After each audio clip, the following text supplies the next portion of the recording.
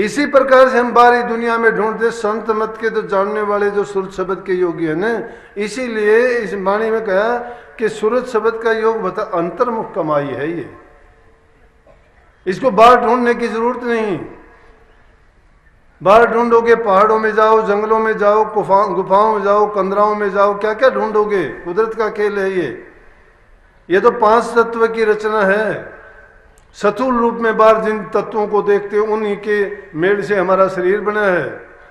इसके अंदर वो शक्ति विराजमान है जिसको हम बाहर खोजना चाहते हैं। और जो सूरज शब्द का योग, इसीलिए इस बसंत पंचमी के दिन स्वामी जी महाराज ने जो सत्संग जारी किया उसमें जीवों को हर प्रकार का ज्ञान दिया। हर प्रकार का ज्ञान क्या था? व्यक्तिगत जीवन से। व्यक्तिगत जीवन बड़ी अहम भूमिका निभाता है इंसान के जीवन में। जब आदमी विचारों से अच्छा सच्चा नहीं है, खान पान उसका अच्छा नहीं है, अगर कोई शराब कबाब पीता है, मांस मछली अंडे खाता है, बुरे रास्ते पे जाता है, जुआ खेलता है, उसके बच्चे खराब हो जाते हैं, बर्बादी हो जाती है, धन की बर्बादी, समाज में उसकी इज्जत कदर नहीं रहती, परमात्मा के दरबार में उसकी क्या हालत होती होगी। और एक बार जो बुरी आदत को अपना लेता है वो मरना मंजूर उसको है, लेकिन बुरी आदत को छोड़ना उसको मंजूर नहीं होता। अब वो जो शराबी कबाबी हैं, गंदे रास्ते पर चलने वाले हैं, बुराइयों से भरे पड़े हैं, और उनके घर से कोई सत्संग में, कोई गुरु के पास, कोई पूजा पाठ के लिए मंदिर मस्जिद में जाता है तो उनको वो मना करते हैं कि मत जाओ। क्यों जाता है? कि दोनों के रास्ते एक नहीं है, भिन्नता है उसमें। क्योंकि अगर वो अच्छे रास्ते पे चलने वाले, उसको बुरा रास्ता पसंद नहीं है, लेकिन यहाँ तो उल्टा काम करते हैं, खुद बुरे रास्ते चलता है, अच्छे रास्ते पे चलने वाले को उल्टा सीधा कह के उसको भी मना करता है। अब हालात ये हैं इंसान के समाज में, हम जहां देखते हैं बुराइयां इतनी बड़ी हुई हैं कि भक्ति, सत्संग, इन चीजों को तो लोग एक उपहास के रूप में लेते हैं, मजाक करते हैं कि क्या काम आएंगी ये चीजें। ठीक है, क्यों है ऐसा? कि जहां ये तो कुएं में भांग पड़ी हुई है, जो पीता है वही पागल हो जाता है, कौन किसको सच्चाई बताएगा, कौन उसको मानेगा। लेकिन बाहरी रूप से भी ये चीज दिखाई देती है। इसीलिए स्वामी जी महाराज ने इस मत को जारी करके जनसाधारण के लिए कह दिया था कि कोई इसमें जाति नहीं, ऊंच नीच का कोई भेद नहीं है, गरीब अमीर का कोई भेद नहीं है, कोई इसमें छोटे बड़े का सवाल नहीं है। इसको छोटी सी थोड़ी उम्र का 8 वर्ष का बच्चा आराम से कर सकता है। 8 वर्ष का बच्चा कर सकता है तो 60 वर्ष का बुजुर्ग भी इसको कर सकता है। कोई बहाना नहीं है। कोई अगर करना चाहे कि अब भक्ति क्या करेंगे, अब उम्र नहीं रही, अब तो देखेंगे कभी आगे जन्म होगा, तो आगे जन्म क्या होगा? आस भी करते हो आगे जन्म होगा, कहाँ होगा, कैसे होगा, क्या बीतेगी? जिसका ऐसी रास्ते पे जा रहे हो जिसका तुम्हें ठिकाना पता नहीं है और उसका अंजाम क्या होगा ये भी ज्ञान नहीं है, उसके बारे में भी तुम बेसमझी की बात करते हो कि जो होगा होगा। नहीं, इससे अच्छा कोई समय नहीं आना है। अभी जो कर लेगा वही उसके काम आएगा। वर्तमान काल से बढ़ के कोई काल नहीं होता, इंसान जीवन से बढ़ के कोई योनि नहीं होती। इंसान का चोला कितने जन्मों के शुभ कर्मों के कारण, कितने युग पलटे होंगे जब हमें इंसान का चोला मिला है मुश्किल से, कितनी मिन्नत इस जीव ने की होंगी, और जब कहीं जाके ये अवसर मिला, इस अवसर को अब हम क्यों गवाते हैं ऐसे? क्योंकि हम माया के फंदे में जकड़े हुए हैं, हम काल के देश में जीते हैं, और काल और माया दोनों मिलकर इस जीव को लूटा करते हैं। वो इसको कभी भी नहीं इस जाल से निकलने देना चाहते। जो जीव जिस भ्रम में पड़ता है उसी में डाल देते हैं। किसी को धन के लालच में, किसी को पद के लालच में, किसी को ऊंची जाति के लालच में, किसी को बल के रूप में, किसी को हुस्न के रूप में, किसी को किसी चीज के रूप में, ऐसे ऐसे फंदे इन्होंने बना दिए कि उस चीज में पढ़ के ये सोचते हैं कि हमारे से बड़ा कोई है ही नहीं, हमारे अच्छा कोई है ही नहीं। लेकिन जब तक कर्म नहीं सुधारते हो, जब तक अपने विचार नहीं सुधारते हो, जब तक घरों में प्यार प्रेम शांति नहीं है, जब तक बुजुर्गों की माँ बाप की सेवा नहीं करते हो, जो इंसान सेवा नहीं करता है, प्यार नहीं करता है, हक हलाल की कमाई नहीं खाता है और सच्चाई का जीवन नहीं जीता है, वो चाहे लाख गुरुओं के पास जाओ, कितने भी सत्संगों में बैठो, कितने भी वो चाहे बंद कमरे करके अभ्यास की डोंडी पीटो कि मैं अभ्यास करता हूं, नाम जपता हूं, उसके कहने से कुछ नहीं होता। एक थोड़ी सी छाछ एक दूध के भरे बड़े बर्तन को भी बर्बाद कर देती है, उसमें कुछ नहीं बनता। तो इसी प्रकार से ये चीजें भी भक्ति के रास्ते में इतनी बाधक हैं। तो सबसे पहले है हमारी अपनी अच्छे विचारों की जरूरत, अच्छे खान पान की जरूरत। जिसका खान पान अच्छा नहीं है उसका मन पवित्र हो ही नहीं सकता। अब संस्कार किसको अच्छे देंगे? हमारा खुद का अच्छे संस्कार देने की जरूरत नहीं है, हम देखने से ही ले लेते हैं। बहुत ज्ञान देती हैं आंखें, 3 इंद्रियों का इसीलिए संतों ने रोकना बताया कि आंखों से देखते हैं उसका बहुत असर पड़ता है हमारे दिमाग पर। उस जो हम देखते हैं उसी का असर जो पड़ता है, उससे जो विचार हमारे मन में पैदा होते हैं उसी के अनुसार काम भी करते हैं। जो सुनते हैं उसका भी, तो शब्द का सुनना भी है, शब्द का देखना भी है। इसीलिए स्वामी जी महाराज ने प्रेम, प्रीत और प्रतीत तीनों चीज सिखाई कि जब तक ये 3 चीज इस जीव में नहीं आती है तब तक भक्ति के मार्ग में नहीं चल सकता। अब उसके लिए ये है कि हो सकता है हम दूसरे इंसान को नहीं सुधार सकते, लेकिन हमारा फर्ज है कि हम उसके लिए प्रयास करें। ये कह के भी किसी चीज को छोड़ देना नहीं चाहिए कि ये हो नहीं सकता। ये इंसान के दुर्बल विचारों की बात होती है, या ये सहारा कोई लेके कहता है कि जो करेगा परमात्मा करेगा, जो कोई देव करेगा देव करेगा, देवता करेगा, या किसी और से मुझे ये चीज मिलेगी। ये गलत है। जो कुछ करना है वो हमें स्वयं को करना है। हम जब तक नहीं करते दूसरा कोई कुछ नहीं देने वाला। अपनी कमाई होगी, जैसी भी करोगे वो होगी, लेकिन सूरज शब्द के योग से बढ़ के कोई सरल मार्ग नहीं है। तो सूरज शब्द के योग की जो जो कमाई करते चले जाओगे तुम्हारे विचारों में अपने आप शुद्धता आती चली जाएगी। कोई धर्म झूठा नहीं है, कोई नाम झूठा नहीं है। ये नाम जो बनाए गए, जिन्होंने अभ्यास किए, जो आध्यात्मिक दर्जों पर पहुंचे और जिस दर्जे तक उनकी पहुंच थी वहां पहुंच के शायद उन्होंने उसको आखिरी मंजिल मान के उसी नाम को कह दिया कि यही नाम ऊंचे से ऊंचा है, क्योंकि उससे आगे वो गया नहीं तो उसकी ओर से तो ऊंचे से ऊंचा है। कुएं का मेंढक कुएं को ही पूरा संसार मानता है, लेकिन दरिया में घूमने वाला मगरमच्छ तो कहेगा कि दरिया बहुत बड़ा है। अब कुएं की और दरिया की दोनों की तुलना की जाए तो बराबर थोड़े हो सकते हैं।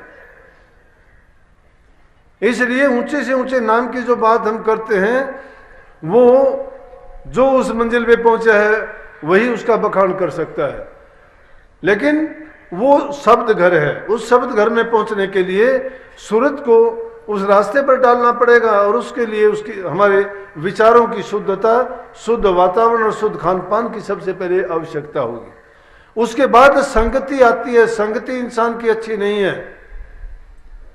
संग में भी क्या करेंगे कि जिस इंसान के पास बैठेंगे, जिसके जो विचार होंगे, वो धीरे धीरे करके उन विचारों को आपके अंदर डालना शुरू कर देगा। अगर आपको झूठा भी विचार कोई दिया गया है तो भी उसके बारे में आप जरूर सोचोगे कि ये बात क्यों कही, और कहते कहते उस बात पे भी आपका ये असर होगा कि कुछ ना कुछ तो बात होगी, इसीलिए उसने ये बात कही होगी। आपके विचारों को जरूर एक दिन वो उस पर असर करेगा। इसलिए कही है कि बुरे आदमियों के संग करने से इंसान अकेला अच्छा है। एकांत में बैठोगे, चिंतन करोगे, तुम्हारे चिंतन में शुद्धता होगी। या तुम्हारे किए कर्मों की जब चिंतन करोगे तो तुम्हें उसमें तुम्हारी की हुई गलतियों का एहसास होगा, या उससे तुम्हें जो परिणाम की खोज होगी उससे कोई ना कोई अच्छा परिणाम निकलेगा, क्योंकि उससे विवेक और ज्ञान जागृत होता है। इसलिए चिंतन की आवश्यकता है। क्यों कही कि दरस करे बचन पुनि सुने, सुन सुन के गुणे, कि महापुरुषों के दरस करने से, उनके वचन सुनने से और वचनों को सुन के उन पर अमल करने से उनसे सार निकलता है।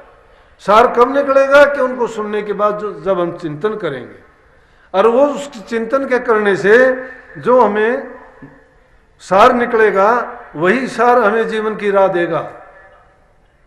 दूसरे से फैसला हम कभी नहीं करवाते। अगर किसी बात के लिए कोई उलझन होती है, एकांत में बैठते हैं और उस पर चिंतन करते हैं, सोचते सोचते हम एक निष्कर्ष पर पहुंचते हैं और वही हमारा फैसला होता है। इसलिए संतों के दिए हुए जो वचन होते हैं, उन वचनों को भी कभी एकांत में जब जाते हो तो उन पर चिंतन किया करो, क्योंकि संतों के वचन में कोई मिलोनी नहीं होती।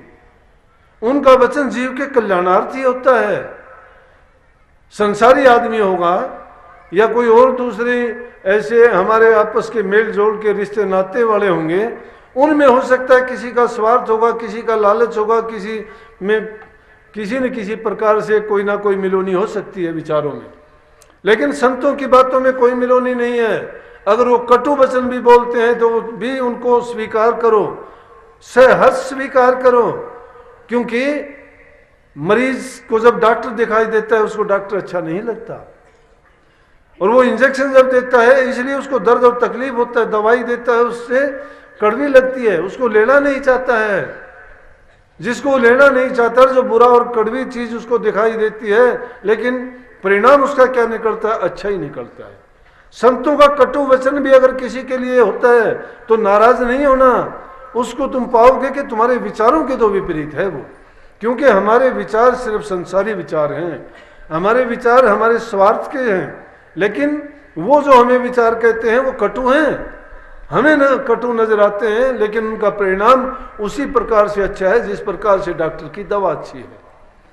मुकाबला नहीं है संत का और डॉक्टर का, लेकिन क्योंकि उनका वचन हमारे हमेशा ही कल्याण के लिए होता है, चाहे वो किसी भी रूप में कहा जाए।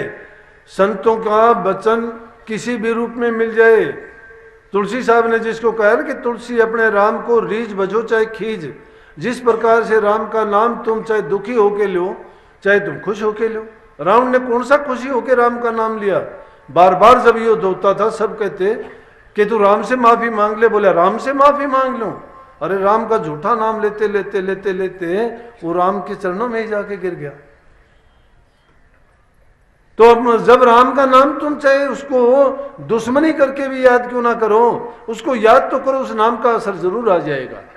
हमें इतने दिन बीत गए, हमने गुरु से नाम लिया, क्या हम सच्चाई के साथ अगर देखें तो नाम की कमाई करते हैं? नहीं करते, नहीं करते। जवाब भी मैं ही दे देता हूं क्यों नहीं करते, कि सारा दिन हमें दूसरी चीजों में, दिन रात संसार की चीजों के लिए, घर परिवार की चीजों के लिए, अपने स्वार्थ के लिए, हमारी चाह के लिए, हमारी निजी जो जरूरतें, उनसे बाहर हम कभी निकल ही नहीं पाते हैं।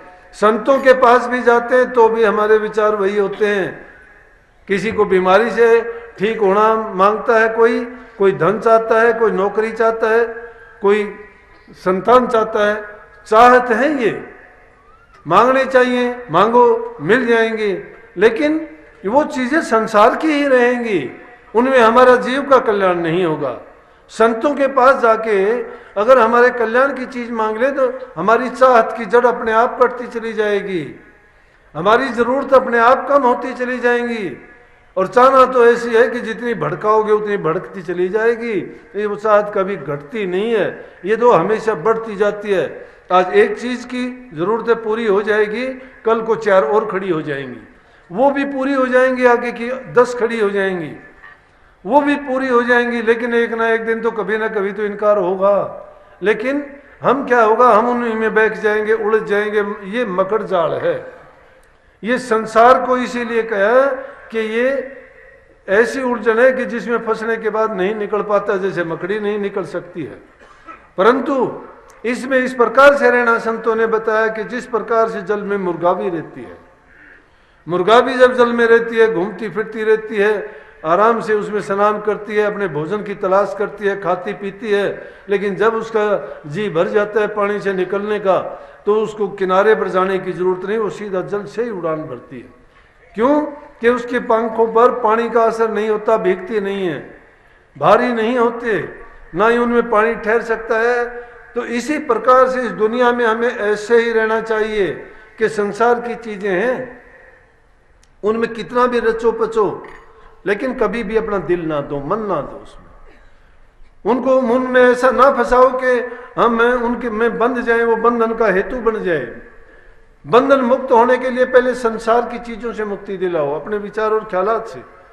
कुछ भी करो।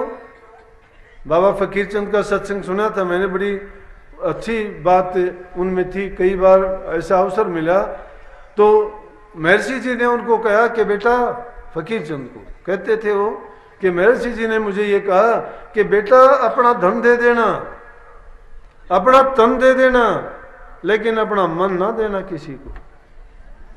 इसीलिए इस संसार को तुम्हारा सारा सामान दे दो जो तुम्हारे पास है, तुम्हारा धन भी दे दो, तुम्हारा तन भी दे दो, और जो चीजें हैं वो दे दो, लेकिन अपना मन किसी को नहीं देना। मन अगर दोगे तो तुम्हारे मन को दुख होगा, वो बंध जाएगा, और बंध जब जाता है, जब उससे अलग होते हैं तो हमें तकलीफ होती है जुदाई में। इसलिए मेल करो तो किससे करो? सदगुरु से करो, क्योंकि संसार के जिन चीजों से मेल करोगे वो साथ निभाने वाले नहीं है, वो तो रास्ते में साथ छोड़ेंगे। तो हमें उस चीज की खोज करनी है। गुरु कहता है कि अंदर में जाओ, अंदर में जाके निर्विकल्प समाधि लगाओ। निर्विकल्प का मतलब क्या है? अब ये हमारे अंदर कमी रह जाती है कि कह तो देते हैं, नाम लिए मुझे 20 साल हो गए, मुझे 10 साल हो गए। जो सुरत शब्द का योग करता है, जो अंदर में जाता है, उसको वो कभी बेहोश नहीं होता,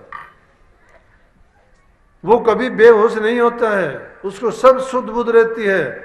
अगर नहीं शुद्ध बुद्ध रहती तो मैं प्रमाण देता हूं कि जब औरों की बात छोड़ो, स्वामी जी महाराज ने जिन आध्यात्मिक मंडलों का वर्णन किया, अगर वो शुद्ध बुद्ध नहीं होती तो उनका वर्णन कैसे करते?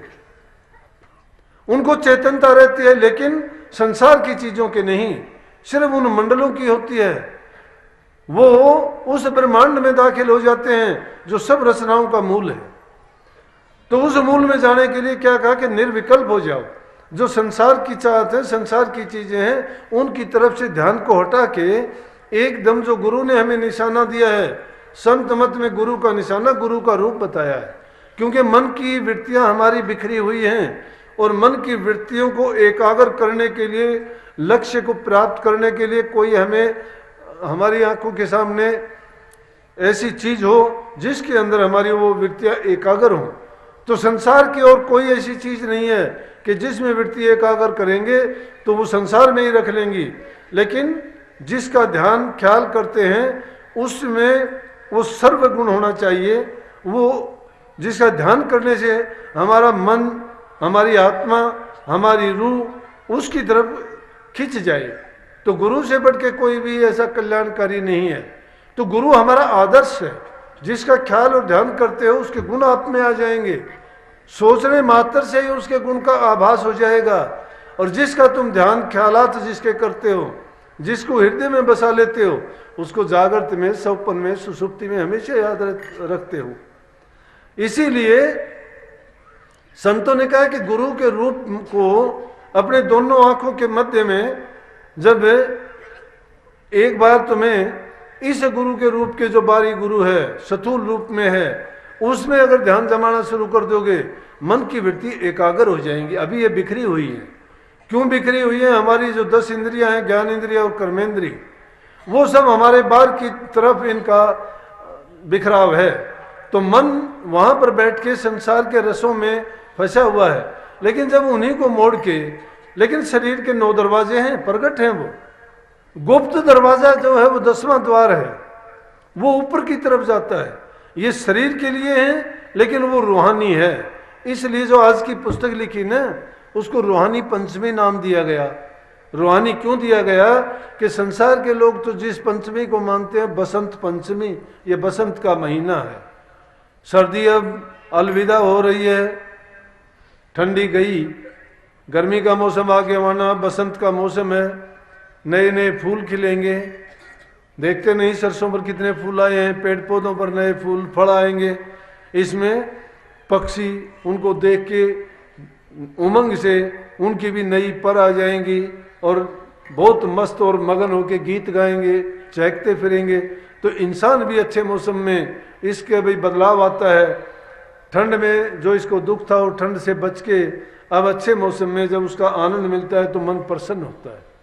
तो लोग तो इस पंचमी को मानते थे, लेकिन रूह तो उस पंचमी को मानेगी जो इसको रूहानी सुख देगी, शांति देगी। और रूहानी सुख और शांति कहाँ मिलेगा?